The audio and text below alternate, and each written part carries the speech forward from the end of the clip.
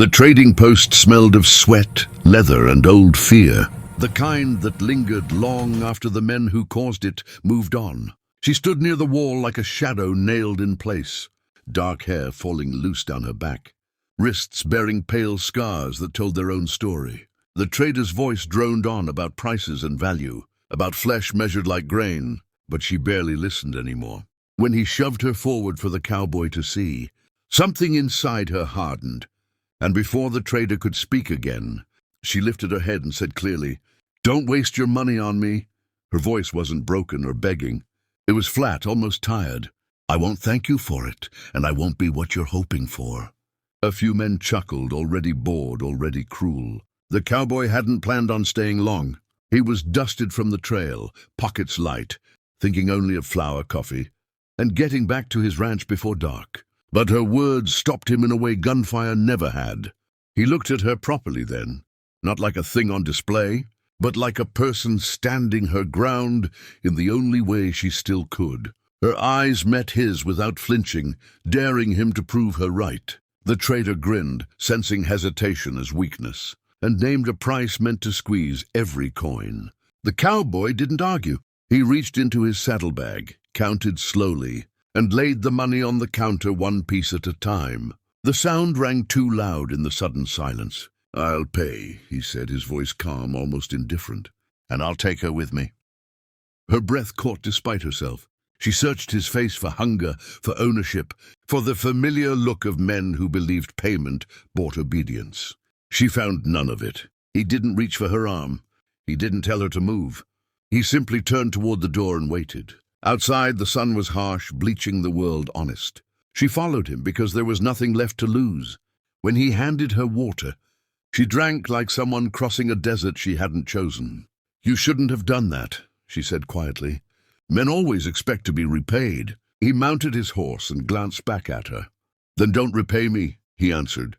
"Just ride," and so she did, leaving the trading post behind, unsure whether she was walking into another kind of cage or toward the first open door she had seen in years. The ranch lay far from any road worth naming. A low house crouched against the wide land as if it had learned humility from the wind. When they arrived, the cowboy showed her where the water was, where the blankets were kept, and where the door stood if she ever chose to leave. He didn't give orders. He went back to his chores, leaving her alone with the strange weight of being unguarded. That first night she slept lightly, waking at every sound, waiting for the moment when kindness would turn into a demand. It never did. Days unfolded with a rhythm she had almost forgotten. She helped with the cattle, learned the temper of the horses, and found that her hands remembered work older than captivity. The cowboy spoke little, but when he did, it was to explain, not command. At meals, they sat across from each other, sharing silence that felt earned rather than forced. Slowly, she noticed how he never stood too close, how his eyes looked to her face instead of wandering elsewhere, how he asked before expecting. These were small things, yet to her they were enormous.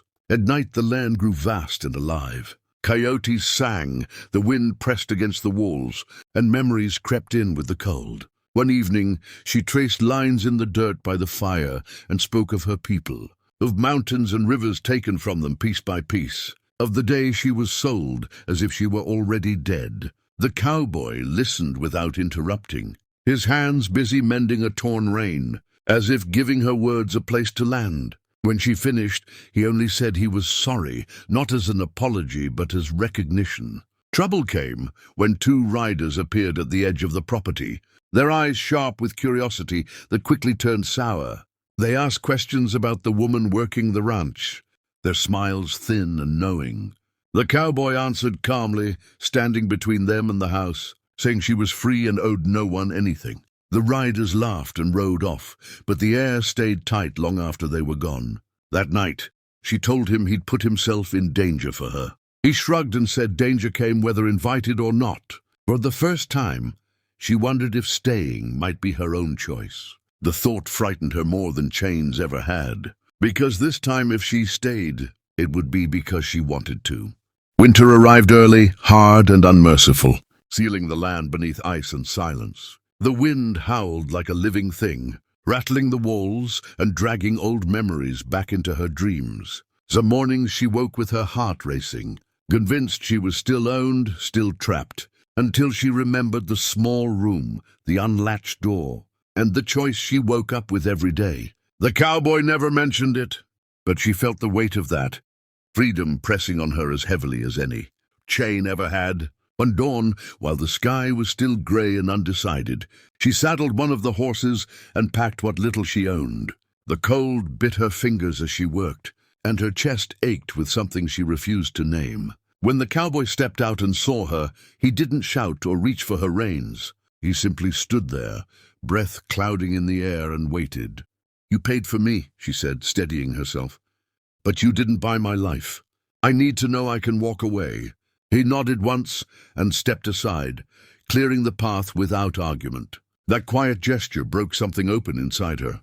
She rode to the ridge overlooking the ranch and stopped there, staring down at the small patch of land that had given her more dignity than any place she'd known. She thought of the trader's laughter, of hands that had treated her like a thing, and of this man who had given her space and risked trouble without asking for gratitude. By the time she turned back, the sun was already sinking. The cowboy was mending a fence when she returned, as if her leaving and coming back were both ordinary facts of life. He looked up, nodded, and went back to his work. No questions, no claims. From that moment on, the ranch felt different, not as a refuge, but as a home she had chosen. Spring softened the land, and with it her heart. She planted corn near the creek while he repaired the windmill. Their lives braided together by shared labor rather than obligation. Word traveled slowly, carried by traders and drovers. Not of a man who bought a woman, but of a woman who reclaimed herself. And when she finally spoke her thanks, it wasn't for the money spent on her, but for the freedom that followed it, and for the quiet, earned love that grew where no one had tried to own it.